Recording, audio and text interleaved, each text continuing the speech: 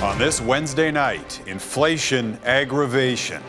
The skyrocketing rate not seen in nearly 4 decades. Everything's more expensive these days for everybody.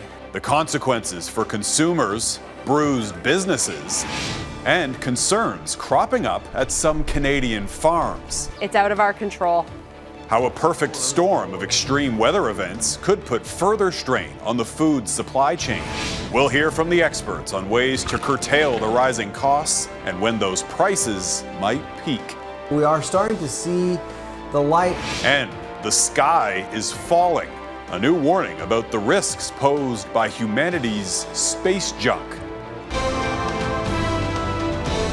Global National with Donna Friesen. Reporting tonight, Jeff Semple. Good evening and thank you for joining us. The cost of living just keeps climbing. From gas to groceries, prices are rising at a rate not seen in decades. Canada's inflation rate rose to 8.1% last month. That's the fastest annual increase in nearly 40 years. Statistics Canada says the price acceleration in June was largely driven by soaring prices at the pumps. They're up more than 50% compared to last year. Now, Canada is not the only country dealing with rising costs right now. U.S. inflation just jumped to 9.1%. And in the United Kingdom, inflation hit 9.4%. That's the highest level since way back in 1982. In our top story tonight, Gaviola reports on the consequences for consumers and when those prices might peak. Sticker shock at the pumps affects the price of most everything you can buy because it's moved by truck, train, and ship. It's been a pretty scary time. So we're hit with very high food costs, very high utility costs, very high labor costs. Food across the board costs nearly 9% more, hitting restaurants that serve a lot of meat really hard. The wholesale costs of beef have doubled, give or take, over the last year. And we actually had to increase our prices. And customers dealing with rising costs are cutting back on dining out. The Conference Board of Canada's latest note says Canadians are looking for something to blame for inflation. But there are multiple causes and no smoking gun. As inflation becomes politicized, it's worth remembering that global and domestic tangible and intangible factors are contributing. Blame has been directed at the Bank of Canada for not acting sooner to combat inflation. Instead, it's unleashed jumbo rate hikes since March to cool the economy and hopefully tame the rising cost of living. This matters because it gives people predictability to plan their spending and saving decisions, to budget, and to live their lives without having to worry about what prices are going to be next week, next month, or next year. But higher rates in Canada don't combat high global oil or food prices, both boosted by war in Ukraine and supply chain snarls. Economist Tu Nguyen says some relief may come in the fall. We might be reaching peak inflation by the end of this summer, but it's hard to say 100%. For now, the unpredictability is rattling households and businesses alike. I've actually just come away from a meeting with my major supplier to talk about not so much the price of things today, but what can we expect coming down the pipe. And fears of a recession are mounting, though many say a short economic slowdown may be better than years of high inflation. Gaviola, Global News, Toronto. While many Canadian families are struggling with those growing grocery bills, farmers are warning that extreme weather and challenging growing conditions risk pushing food prices even higher. Morganne Campbell has that story. It's a challenge at this time. These are the bean and corn crops at Sarah Woods' family farm in Mitchell, Ontario. Judging by the way they look, it is clear they could use a drink. But that rainfall has been hard to come by this year, as much of the region is dealing with an abnormally dry season. It is building a root system that's sucking up as much moisture as it can.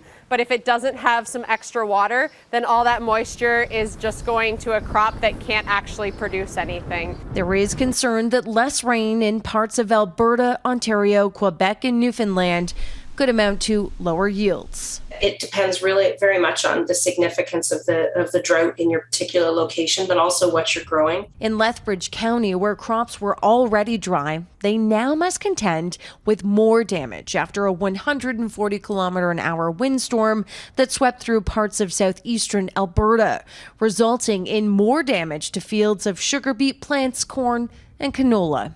It was a 20-minute storm, but it's got 12 months of consequences for it. The country's food supply chain is already strained due to last year's drought and Russia's invasion of Ukraine. The impacts cut both ways for Canadians. We are poised to put more grain into the global system than last year, which could benefit farmers. But we will all feel the effects on our grocery bills too. Every single commodity will have a different cycle and will impact food prices very differently. But there is hope crops could bounce back if drier parts of Canada see rainfall in August, even though farmers invest greatly on seed and fertilizer to give their crops the best chance. They are almost always at the mercy of Mother Nature. When we don't have water, it's out of our control. In uncertain times, Canadian farmers know the importance of staying grounded. Morganne Campbell, Global News, Toronto. And coming up a little later, we'll hear more from food policy professor Sylvain Charlebois about exactly which products are seeing the worst sticker shock and when those price pressures might finally ease. British officials are tallying up the damage one day after a flurry of fires sparked by those record-breaking temperatures tore through parts of London. At least 41 properties have been destroyed in London, 14 in Norfolk, 5 in Lincolnshire, and smaller numbers elsewhere. The British capital was one of 15 areas in the UK that declared a major incident yesterday as the country recorded its hottest day in history, topping 40 degrees Celsius. Temperatures have now slightly cooled, but as Ross Lord reports, the heat wave is still fueling devastating fires across Europe.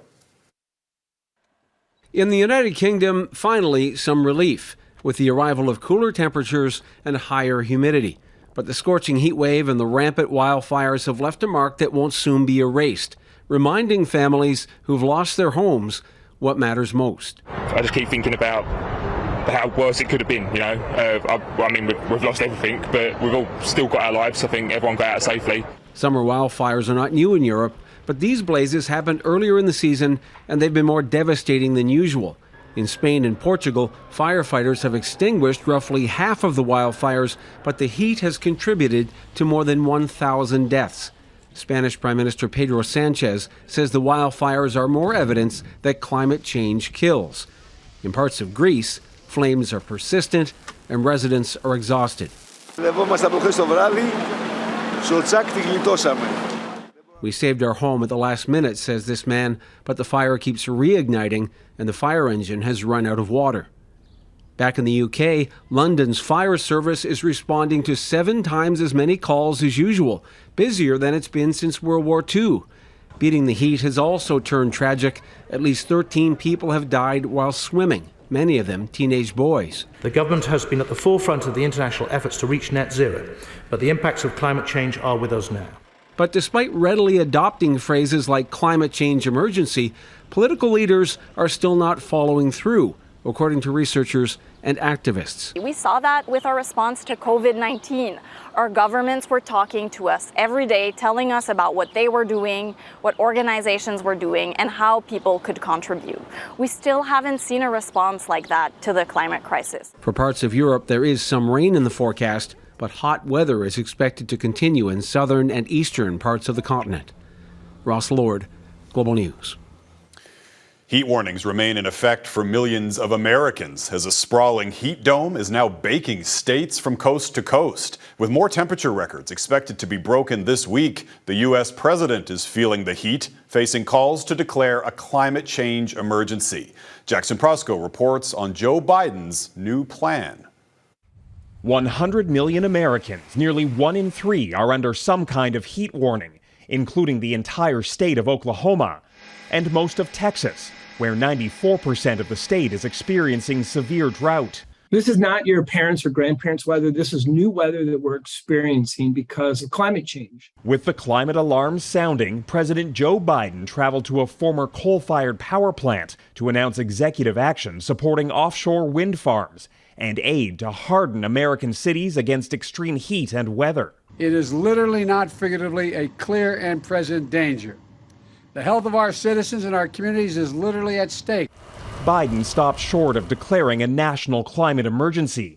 Environmental groups believe he should be using more of his executive powers to meet the urgency of the moment. We want to see things like, an end to new leasing of fossil fuels on public lands and public waters, and real efforts to crack down on emissions because, the problem can't wait. That's because the U.S. is on course to miss its greenhouse gas targets.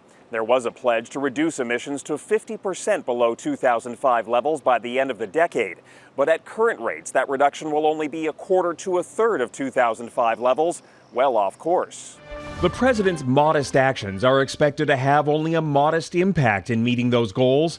Biden's once ambitious climate agenda remains blocked by lawmakers in Congress and the realities of high gas prices and the war in Ukraine. Unfortunately, we are a laggard when it comes to climate action. It's really been inconsistent. Time is running out to avoid the worst impacts of the climate crisis, and there are warnings the longer real action takes, the more drastic it will have to be. Jackson Proskow, Global News, Washington. Hockey Canada is launching an independent review following allegations the organization kept a fund to pay off sexual abuse victims. Hockey Canada says the move takes effect immediately and that the National Equity Fund will be exclusively dedicated towards safety, wellness, and equity initiatives. The organization has been under fire after settling a lawsuit with a woman who accused members of the 2018 World Junior Hockey Team of sexual assault. Well, tonight, police in London, Ontario, where the alleged assault took place, announced their own internal review to see if anything was missed in their criminal investigation. Military police say they've laid charges against the former head of personnel at the Canadian Armed Forces in connection with an inappropriate relationship with a subordinate. Lieutenant General Stephen Whelan faces 2 charges that are specific to the military and cannot be tried in a civilian court. Whelan stepped aside from his role as head of personnel last October after allegations of sexual misconduct. The Department of National Defense says an investigation did not reveal enough evidence to support criminal charges. Boris says goodbye. Coming up, the message the outgoing British PM is sending to his successors.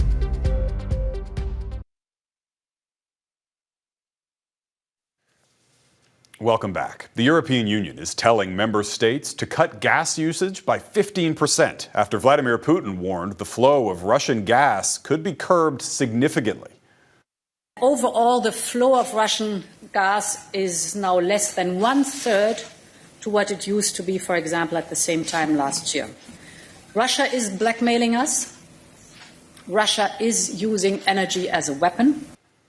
The warning comes as the main pipeline between Russia and Western Europe is set to restart tomorrow after a maintenance shutdown. But European leaders are worried the Russian president will reduce the flow of energy to retaliate for Western sanctions and support from Ukraine.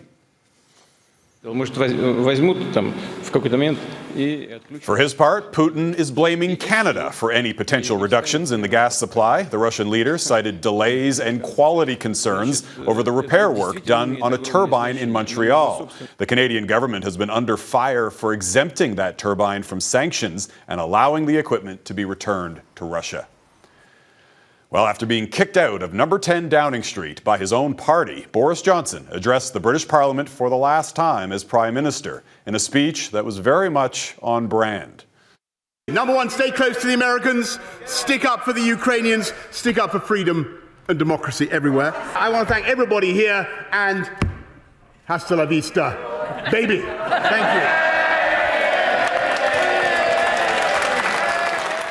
The race to succeed Johnson as Tory leader and Prime Minister has now come down to just 2 candidates, former Finance Minister Rishi Sunak and Foreign Secretary Liz Truss. The result of the final vote will be announced on September the 5th. Italy's government appears to be crumbling. Italian Prime Minister Mario Draghi won a confidence motion today, but it was widely considered a hollow victory after 3 of his key coalition allies boycotted the vote. Draghi's plan for a coalition government now seems likely to fail, meaning that country could be heading for a fall election. In Sri Lanka, protesters are vowing to fight on after the country's prime minister was voted in as the next president. The Sri Lankan parliament chose Ranil Wickremesinghe to lead the country 1 week after his predecessor fled amid protests over runaway inflation, shortages of food, fuel, and medicine. Protesters are calling for a new election within the year and constitutional changes to limit the president's power. Food for thought. Ahead, we speak with an expert about inflation's impact on groceries and how you can cut costs.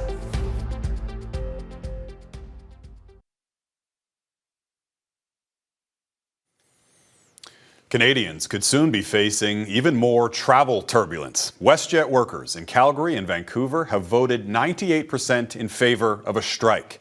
More than 700 employees could walk off the job as early as next week if they can't reach a deal with the airline. Unifor says wages are a key issue in contract talks. This comes as WestJet confirms winter services to Charlottetown, Fredericton, Sydney, and Quebec City will be suspended in November as the airline focuses on service in Western Canada and to sun destinations. From flying to driving to eating, life is suddenly a lot more expensive. And for more on how long these record high prices are expected to last and what Canadians can do to help offset some of those expenses, we're joined now by Sylvain Charlebois. He's the Senior Director of the Agri-Food Analytics Lab at Dalhousie University. So Sylvain, thank you for joining us. Let's start at the grocery store. Food prices, as we've heard, are up about 9% over last year. Why is that happening? What's driving these sky-high food prices? Well, there are macro factors. Canada is not alone. This is a global phenomena. So you have to think about COVID and the pandemic and supply chain disruptions. A lot of companies have been trying to get ahead of some of that volatility. And based on numbers that we saw this morning, it seems as though they are more in control of the supply chain than they used to just a few months ago. So things seem to be more under control. The other issue, of course, is Ukraine. Commodity prices have gone up.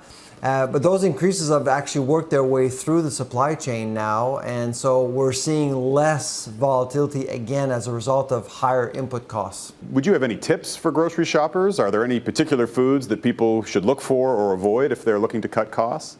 There are three sections where things are still a little bit rocky. One is produce, but produce is always quite volatile for a variety of reasons, of course, harvest, access. Bakery is a big one. It's been a non-story for 5-6 years. Prices are back up again 10%, quite a lot, so be careful. The last one is the most problematic one, and that's dairy. Dairy prices have gone up, way up since January, and we're expecting another bump in the fall as kids go back to school. Wow, so another bump on the back-to-school shopping bill. What kind of impact are these prices then having on food security and insecurity overall in Canada? The two words we're hearing more and more often these days is trading down. A lot of consumers are trading down.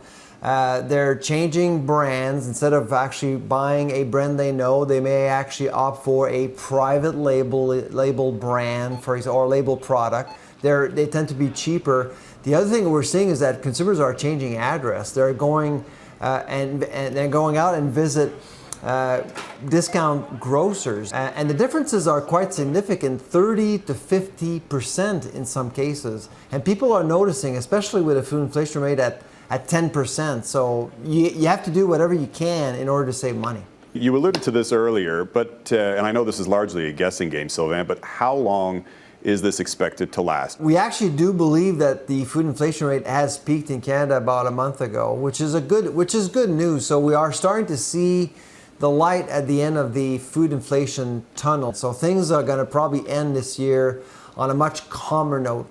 Good news for all of us. Prices will continue to rise in some parts of the grocery store, but generally speaking, you're really looking at a situation that is more under control. Okay, well, a little bit of good news, so we'll leave it there. Sylvain Charlebois, the Senior Director of the Agri-Food Analytics Lab at Dalhousie University. Thanks so much. Heads up. Next, the deadly risks to Earthlings from falling space junk.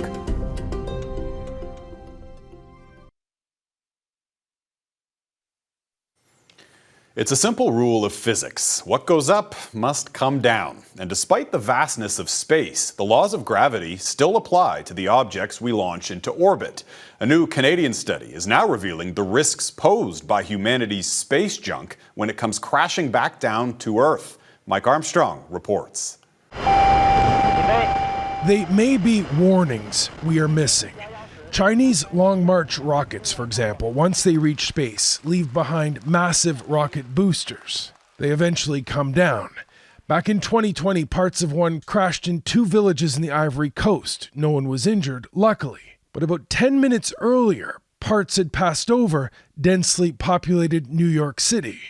Well, that's a warning about what could happen. Michael Byers is the lead author of a new study that looks at the risk abandoned rocket stages mean to people on the ground. Flashing. The team analyzed the last 30 years of launches and came up with odds that someone will eventually be killed. They say there's about a 10% chance it will happen in the next 10 years. Which is actually really small, except for the fact that it's growing because more and more rockets are being launched. The number of countries and now companies sending rockets into space is skyrocketing. That's more and more debris.